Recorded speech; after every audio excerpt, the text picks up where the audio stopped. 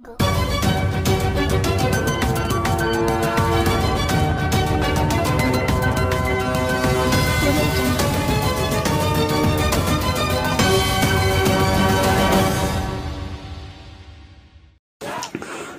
বন্ধুরা, education Bangla YouTube চ্যানেলে আপনাদের সকলকে স্বাগত।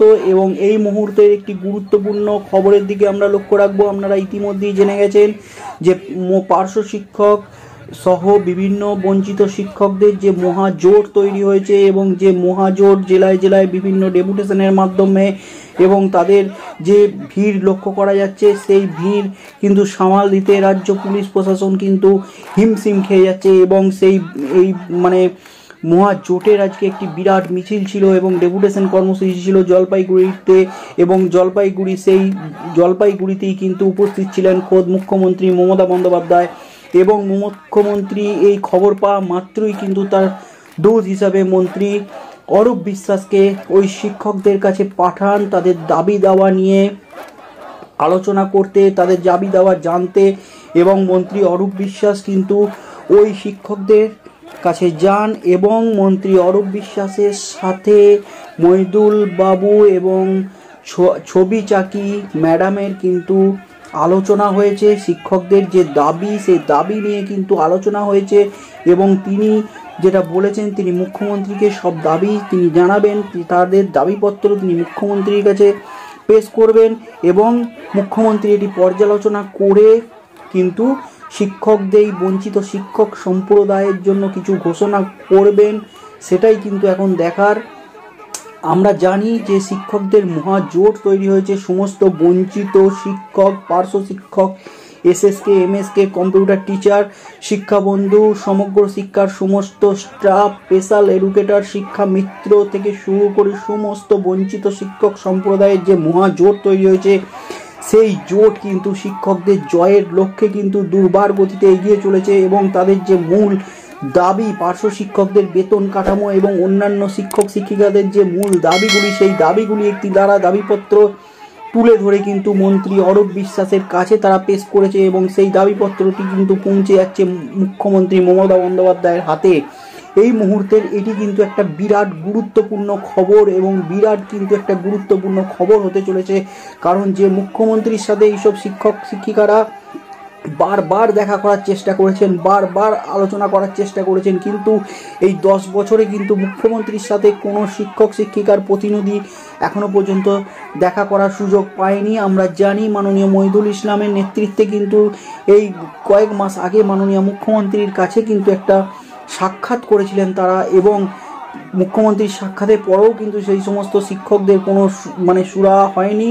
আমরা জানি তার পরবর্তী সময়ে কিন্তু কোভিড ফ্যাক্টর, যেটা কোভিড প্যান্ডামিক সিচুয়েশন কিন্তু গোটা রাজ্য তথা গোটা দেশ তথা গোটা পৃথিবীকে যে গ্রাস করেছে, তার মধ্যে কিন্তু এই বঞ্চিত শিক্ষকদের বা পার্শ্ব শিক্ষক এসএসকে এমএসকের কিন্তু কোনো বেতন বৃদ্ধি বা কোনো কিছুর দিকে এগোয়নি বা সিদ্ধান্ত নেয়নি সরকার। কিন্তু সামনে যে ভোট আসছে, 2021 সালের যে নির্বাচন আসছে, সেই নির্বাচনের আগে এটা কিন্তু একটা গুরুত্বপূর্ণ সময় হতে চলেছে। এবং এইসব শিক্ষক শিক্ষিকারা যে মহাজোট তৈরি হয়েছে, এইসব শিক্ষক শিক্ষিকা মিলে প্রায় 2 লক্ষাধিক শিক্ষক শিক্ষিকা আছেন, প্লাস তাদের পরিবার ধরলে প্রায় 25-30 লক্ষ কিন্তু একটা ভোট ব্যাংক কিন্তু একটা সরকারের পক্ষে টানার জন্য চেষ্টা করা হচ্ছে। এবং শিক্ষক শিক্ষিকাদের দাবিকে পর্যালোচনা করার জন্য, দাবিকে মান্যতা দিয়ে সেই দাবি প্রতিষ্ঠা করার জন্য কিন্তু সরকার পক্ষ থেকে চেষ্টা করা হচ্ছে। আমরা জানি মাননীয় মহিদুল ইসলাম স্যারের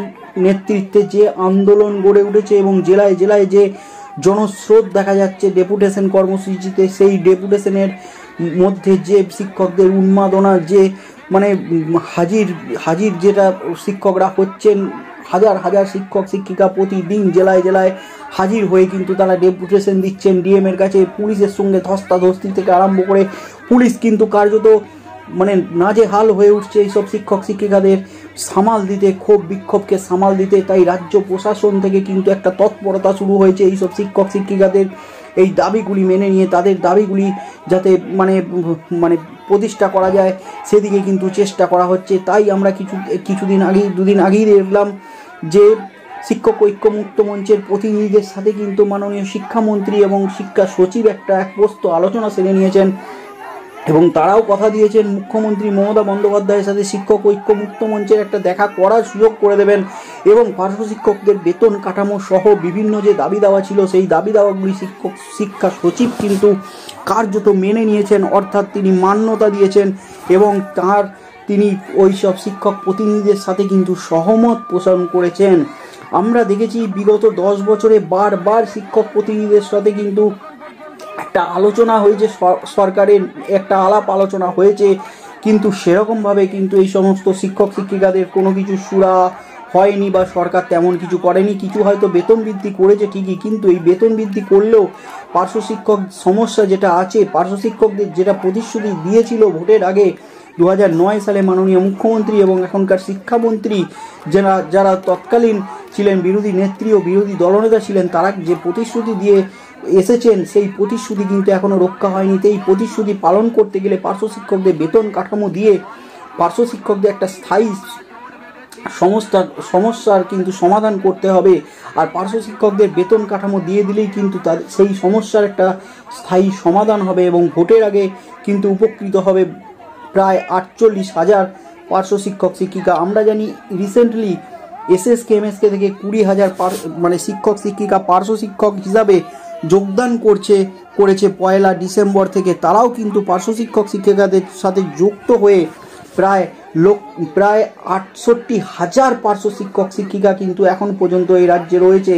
এর সাথে শিক্ষা বন্ধু, এসএসকে এমএসকে বাকি শিক্ষকরা, আইসিডি কম্পিউটার টিচার, সমগ্র শিক্ষার সমস্ত স্টাফ, প্রাণীবন্ধু শিক্ষা মিত্র থেকে শুরু করে সমস্ত যে শিক্ষকদের যে মহা জোট এবং এই জোটে প্রায় 2 লক্ষ শিক্ষক শিক্ষিকা সহ কর্মচারী যারা আছে এই মহা জোটে, এবং আগামী 11ই জানুয়ারি যে নবান্ন অভিযানের ডাক দেওয়া হয়েছে, সেই নবান্ন অভিযানকে কার্যত কিন্তু ভয় পাচ্ছে রাজ্য সরকার, এটা কিন্তু বোঝাই যাচ্ছে। তাই মুখ্যমন্ত্রী থেকে আরম্ভ করে রাজ্য প্রশাসনের বিভিন্ন দপ্তর থেকে কিন্তু তার চেষ্টা করা হচ্ছে এই আন্দোলনকে যাতে থামিয়ে দেওয়া যায়, এই আন্দোলনের আগেই যাতে শিক্ষক শিক্ষিকাদের কিছু মানে দাবি মেনে নেওয়া যায় এবং শিক্ষক শিক্ষিকাদের দাবি মেনে এই আন্দোলনকে থামানো এবং আন্দোলনকে মানে একদম শেষ করে দেওয়া যায়, সেটাই কিন্তু চেষ্টা করছেন এ রাজ্যের মুখ্যমন্ত্রী সহ বিভিন্ন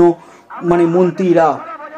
আমরা জানি রাজনৈতিক পরিস্থিতি কিন্তু এখন এই রাজ্যে খুবই খারাপ অবস্থায় চলছে, তাই রাজনৈতিক সংঘর্ষ, রাজনৈতিক বিক্ষোভ কিন্তু এই রাজ্যে আমরা প্রতিনিয়ত দেখতে পাচ্ছি কলকাতার বুকে বা বিভিন্ন জেলায়। এরপর যদি 11ই জানুয়ারি, তার মানে ভোটের ঠিক আগেই যদি এরকম একটা শিক্ষকদের 2 লক্ষাধিক শিক্ষকদের জমায়েত যদি কলকাতার রাজপথে হয়, গোটা কলকাতায় কিন্তু জনজীবন স্তব্ধ হয়ে যাবে। তাই এই মানে আন্দোলনকে বন্ধ করতে কিন্তু তৎপর হয়ে উঠেছেন রাজ্য সরকার এবং এই শিক্ষক শিক্ষিকাদের সাথে বিভিন্নভাবে আলাপ আলোচনা করছেন, যাতে তাদের দাবিগুলি নিয়ে আলোচনা করে একটা রাস্তা তৈরি করা যায় এই দাবিগুলি মানার, সেটাই কিন্তু চেষ্টা করা হচ্ছে। আমরা লক্ষ্য রাখবো যে সরকার আগামী দিনে কি করে, আমরা এইসব খবরের দিকে লক্ষ্য রাখবো এবং বিভিন্ন আমাদের যে শিক্ষক ঐক্য মুক্ত মঞ্চের যে সমস্ত নেতা নেত্রীরা আছেন তাদের সঙ্গে যোগাযোগ করার চেষ্টা করব এবং আমরা এই খবরগুলি বের করে আনার চেষ্টা করব। আমি যোগাযোগ করেছিলাম মহিদুল বাবুর সাথে, কিন্তু তিনি সাময়িক ব্যস্ততার জন্য তিনি ফোনটা রিসিভ করতে পারেননি। পরবর্তীকালে আমরা আবার যোগাযোগ করব এবং এই নিয়ে কি খবর বেরিয়ে আসছে সেই খবরটি জানার চেষ্টা করব।